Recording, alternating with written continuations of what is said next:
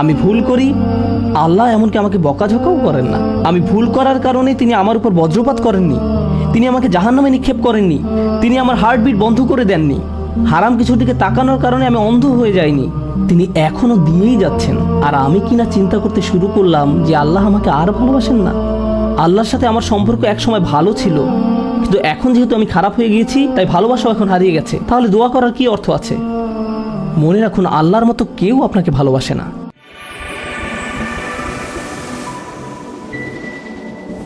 সর্বশেষ যে বিষয়টি আমি আপনাদের সাথে শেয়ার করতে চাই তা হলো আল্লাহর উপর আশা ধরে রাখা। অনেকের জন্য এই বিষয়টা মেনে নেওয়া বেশ কঠিন যে আল্লাহ তার কথা শুনবেন, আমার দোয়া তার নিকট গুরুত্বহীন, আমি দোয়া করার কোনো অর্থ দেখি না। আপনাদের একটা কথা বলে রাখি, আল্লাহর নিকট থেকে আপনি সর্বশ্রেষ্ঠ যে উপহারটি পাবেন তা কি জানেন?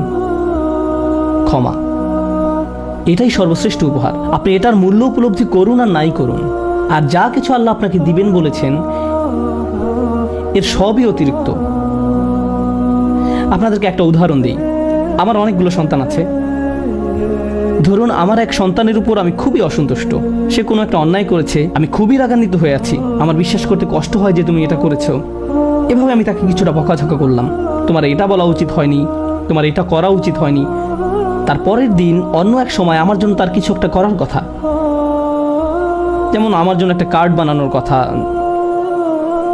যাতে লেখা থাকবে বাবা আমি তোমাকে ভালোবাসি। সে জিনিসটা আঁকলো, কিন্তু তারপর কি মনে করে কাগজটা টুকরা টুকরা করে ময়লার বক্সে ফেলে দিল। এটা দেখে তার অন্য ভাই বলল, তুমি এটা ফেলে দিলে কেন? জবাবে সে বলল, বাবা আমার উপর খুবই রাগান্বিত, তিনি এটার প্রতি কোনো গুরুত্ব দিবেন বলে মনে হয় না। আমি যদি জানতাম যে সে বিষয়টাকে এভাবে দেখছে, তাহলে আমি কি করতাম? আমি কি এভাবে বলতাম যে হ্যাঁ ফেলে দাও? না, বরং আমি আবেগে কেঁদে ফেলতাম। কিভাবে তুমি ভাবতে পারলে যে আমি তোমাকে আর ভালোবাসি না? হ্যাঁ, তুমি অন্যায় করেছো, তুমি ভুল করেছো, কিন্তু তুমি এখনো আমার সন্তান। তুমি 1000 বার ভুল করলেও আমি তোমাকে ভালোবাসবো। আমাকে ওই কার্ডটি দাও, আমি সেটা ফ্রেমে বাঁধিয়ে রাখবো, ময়লার বাক্স থেকে নিয়ে গ্লাসে আটকিয়ে রাখবো, সারা জীবন ধরে যত্ন করে রাখবো। কেন? কারণ আমি আমার সন্তানদের ভালোবাসি, তারা যতই ভুল করুক না কেন, এমনকি যদি তাদের আচরণ আমাকে রাগান্বিতও করে। এটা শুধু আমি এবং আমার সন্তানদের সম্পর্ক। কিন্তু আমি আমার আর সন্তানদের নিয়ে কথা বলছি না। এই উদাহরণের মাধ্যমে আমি কথা বলছি আমার এবং আল্লাহর সম্পর্ক নিয়ে। আমি ভুল করি, আল্লাহ এমনকি আমাকে বকাঝকাও করেন না।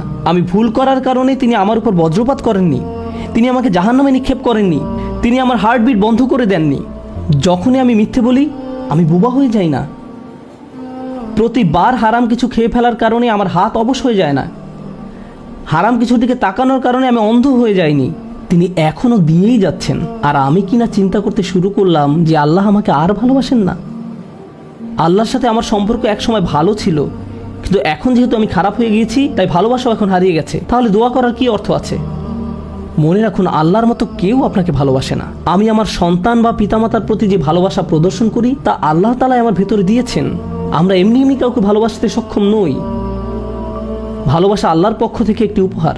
যদি আল্লাহর দুইটি সৃষ্টির মাঝে ভালোবাসা এত দৃঢ় হয়, আমাদের পক্ষে কল্পনাও করা সম্ভব নয় যে আমাদের জন্য আল্লাহর ভালোবাসা কত প্রগাঢ়, যে আমাদের জন্য আল্লাহর ভালোবাসা কত গভীর। কেউ এর বিপরীত বললে তার কথায় কান দিবেন না। একমাত্র যে মনে করে আল্লাহ তাকে ঘৃণা করে, তার কোনো আর আশা নেই, সে হলো শয়তান। সে এটা বিশ্বাস করে। তার ক্ষমা চাওয়ার কোনো কারণ নেই, কারণ তার সকল আশা হারিয়ে গেছে, আর সে নিজের সম্পর্কে এটা মেনে নিয়েছে। এখন আপনি যদি নিজের সম্পর্কে এরকম মনে করেন, তাহলে কার পথ আপনি অনুসরণ করছেন? একবার চিন্তা করে দেখুন। যদি আদম আলাইহিস সালাম জান্নাতে থাকা অবস্থায়, আর জান্নাতের চেয়ে উত্তম কোনো জায়গা তো আর আপনার পক্ষে থাকা সম্ভব নয়, তারপর তিনি একটি ভুল করলেন আর আল্লাহ আযজা ওয়া জাল্লা তাকে দুনিয়াতে পাঠিয়ে দিলেন। এখন আদম আলাইহিস সালাম যদি এরকম চিন্তা করতেন, আমার এত বড় একটা ডিমোশন হয়ে গেল, আমি কিভাবে আল্লাহর সাথে আবার কথা বলবো? আমি তাকে এত হতাশ করার পর কিভাবে কথা বলবো? কিন্তু আল্লাহ তাকে শিখিয়ে দিলেন কি করতে হবে, কিভাবে তার অন্তর আবার ঠিক করতে হবে। রব্বানা যালামনা আনফুসানা ওয়া ইল্লাম তাগফির লানা ওয়া তারহামনা লানাকুনান্না মিনাল খাসিরিন। জান্নাতের তুলনায় দুনিয়া তো কিছুই না। তিনি জান্নাত থেকে দুনিয়ায় এলেন, এত দূর নেমে আসা সত্ত্বেও এখনো তিনি আল্লাহর নিকটেই আছেন। এই শব্দগুলোই আল্লাহর সাথে তার সম্পর্ক আবার জুড়ে দিল। দোয়ার উপর আস্থা হারাবেন না। এত দূর নেমে আসা সত্ত্বেও এখনও তিনি আল্লাহর নিকটেই আছেন। আন্তরিকভাবে আল্লাহর কাছে কিভাবে দোয়া করবেন তার প্রস্তুতি এখনই শুরু করুন। প্রস্তুতি এখনই শুরু করুন। মনে রাখুন, আল্লাহ আপনাদের সবার দোয়া শুনবেন। উজিবু দাওয়াতাদ দাঈ ইযা দান, এই ঘোষণাটি রমজান মাসের। আমি আহ্বানকারীটাকে সাড়া দেই যখন সে আমাকে ডাকে। এটা আল্লাহর অঙ্গীকার। আর আমি আপনি 1 নম্বর যে দোয়াটি করব তা হলো ক্ষমা চাওয়ার দোয়া। আল্লাহ আমাদেরকে এমন মানুষে পরিণত করুন যারা সত্যিকার অর্থে ক্ষমা চায়। আল্লাহ আমাদের অন্তরে তার নিকট ক্ষমা প্রার্থনা করার তীব্র ব্যাকুলতা তৈরি করে দিন। আল্লাহ আমাদের অন্তরকে এমন নরম করে দিন যেন আমাদের চোখ দিয়ে অশ্রু নেমে আসে।